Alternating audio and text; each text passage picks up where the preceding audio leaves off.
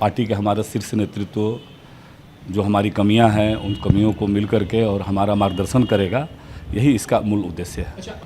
नहीं, जहाँ तक देवघर विधानसभा की बात है, अपने देवतुल्य जनता और कार्यकर्ताओं का बहुत ज़्यादा आशीर्वाद मिला मुझे। अगले बार 95,000 वोट से हम लाए थे और हमारी जीत हुई थी।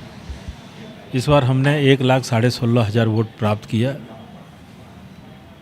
खेद है कि बाबा वैद्यनाथ की नगरी है जहां कमल नहीं खिला। कौन सा फैक्टर नारायण दास जी के खिलाफ गया? वोट तो आपका बढ़ा तो आपके विरोधी जो आपके प्रतिद्वंदी थे उनका भी बढ़ा और वो जीत गए, लेकिन नारायण दास के खिलाफ कौन सा फैक्टर गणित रहा? ये अंतिम दिन तक कोई पता नहीं चला कि ऐसा भी हो सकता है। मैं जहाँ जाता था, जिनसे मिलता था, लोग कहता था कि नहीं, भाजपा जीतेगी और देवघर निश्चित रूप से भारतीय जनता पार्टी की जीत होगी।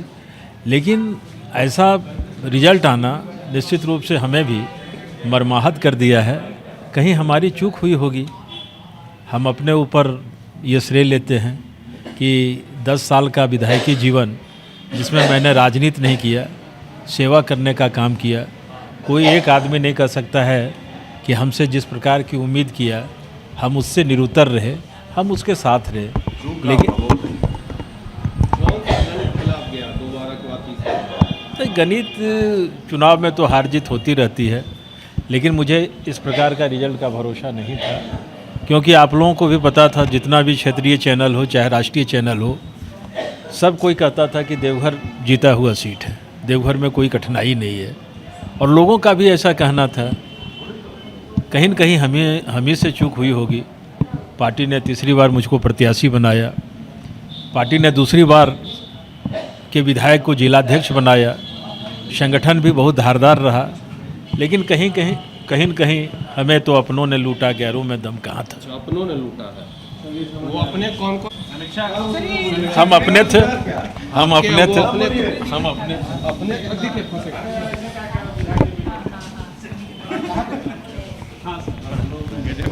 चुप की बात नहीं होती है।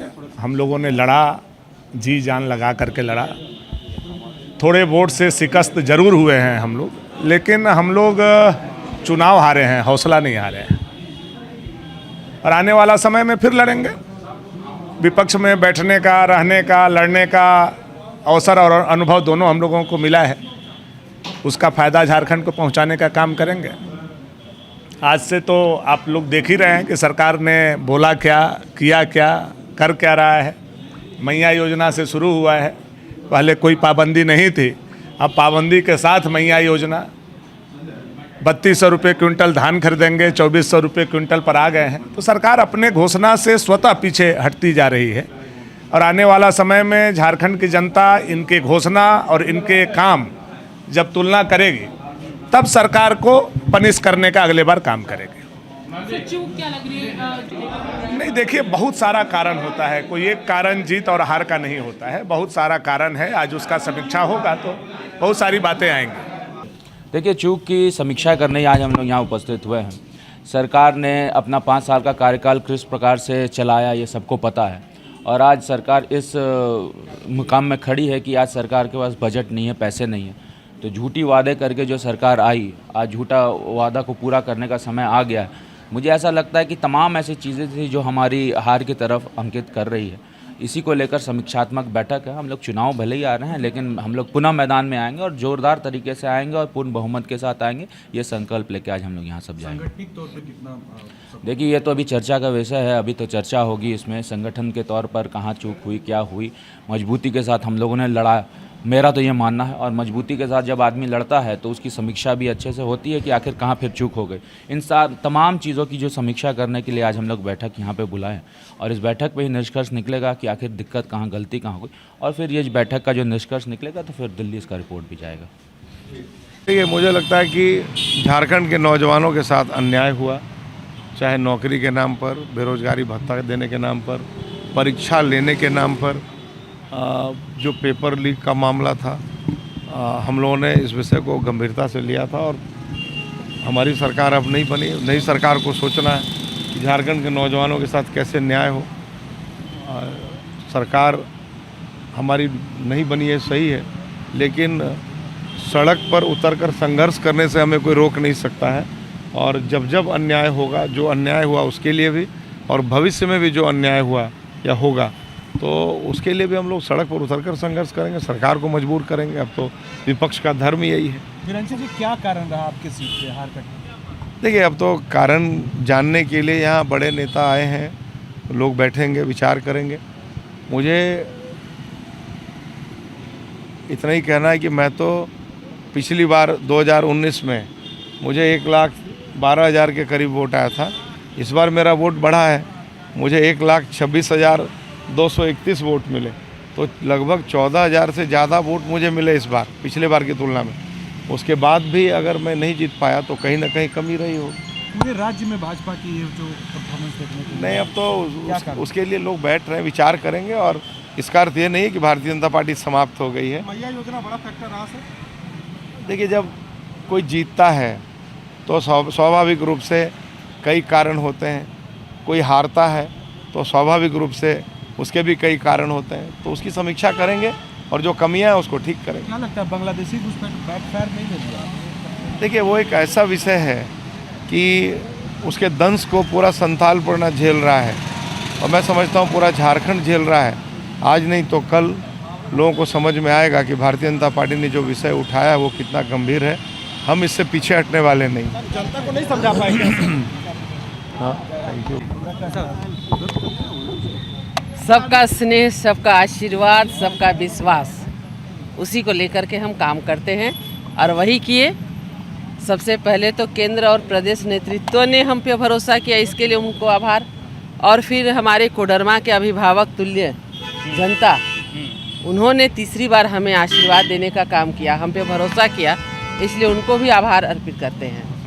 और जिस प्रकार उन्होंने अपनी बहन, अपनी बेटी बना करके हमें सेवा करने का मौका दिया है, और हम भी हमेशा कोशिश किए हैं पूरी निष्ठा, पारदर्शिता, समर्पित भावना से कार्य करने का।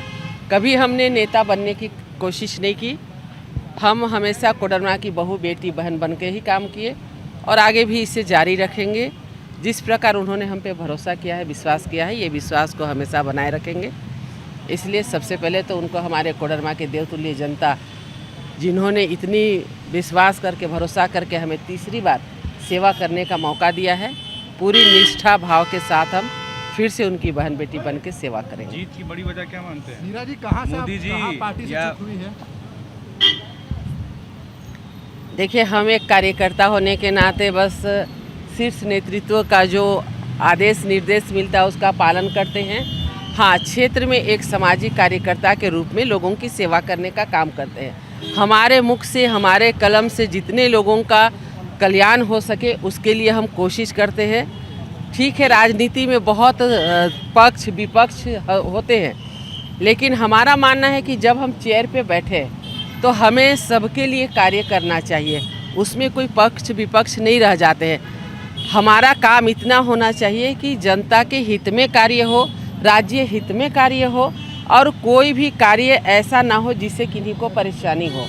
हर चीज़ को देखते हुए कार्य करना चाहिए। सदन के अंदर में भी आपने देखा होगा कि जब हम विपक्ष में भी थे, कोई भी प्रश्न भी उठाते थे तो उसको जेन्युइन होकर के हमने सुझाव देने का भी काम किया। सरकार को भी सुझाव देते थे कि अगर आप ऐसा कर रहे हैं तो इसमें क्या परेशानी आएगी और इसका निष्पादन आप किस ढंग से कर सकते हैं। तो हमारा प्रयास रहता है कि सिर्फ समस्या नहीं रखना, समस्या के साथ में एक सकारात्मक सोच के साथ सुझाव देना, जिससे कि हर लोगों का कल्याण हो सके। एक्चुअल में जो राज्य में परेशानियां हैं, उस परेशानियों से हम कैसे उभरे, क्योंकि पक्ष हो या विपक्ष, राज्य हित में एक मंच में बैठ कर के निर्णय लेना बहुत ज़रूरी है, और हमने ये हमेशा प्रयास किया है, आगे भी प्रयास करेंगे। और आप सभी हमारे मीडिया के भाई बहनों को भी बहुत धन्यवाद। आप लोगों का भी हमें काफ़ी स्नेह मिला, आप लोगों का साथ मिला, और फिर से हम तीसरी बार सेवा करने का जो मौका मिला है, आप सभी लोगों को विश्वास दिलाते हैं, किन्हीं के विश्वास को हम टूटने नहीं देंगे। बहुत धन्यवाद। आप लोगों की मीरा जी, क्या वजह मानती है? एक तरफ प्रचंड जीत और एक तरफ प्रचंड हार। देखिए, लोकतंत्र है और लोकतंत्र में जो भी जनादेश मिलता है उसे हमें स्वीकार करना चाहिए, और कहीं ना कहीं हम सबसे कहीं कुछ चूक हुई है, तभी तो हम लोगों ने आज विपक्ष में ही फिर से जनता ने हमें बिठाने का काम किया है। तो इसे सबक लेना है और फिर से कैसे हम जनता के प्रति विश्वास दिला सके, उनको विश्वास में ले सके, ये हमारे लिए बड़ी चुनौती है। पार्टी को बताएंगे आपकी क्या चूक हुई, क्या गलती हुई, सलाह देंगे उन्हें? हम एक छोटे कार्यकर्ता हैं, पार्टी को पता है। छोटा ही कार्यकर्ता चुनाव जिताता है मैडम और हराता भी है। हम लोग कार्यकर्ता हैं, जो भी हमारे संज्ञान में है निश्चित रूप से सुझाव के तौर पे। चलिए, बहुत शुक्रिया।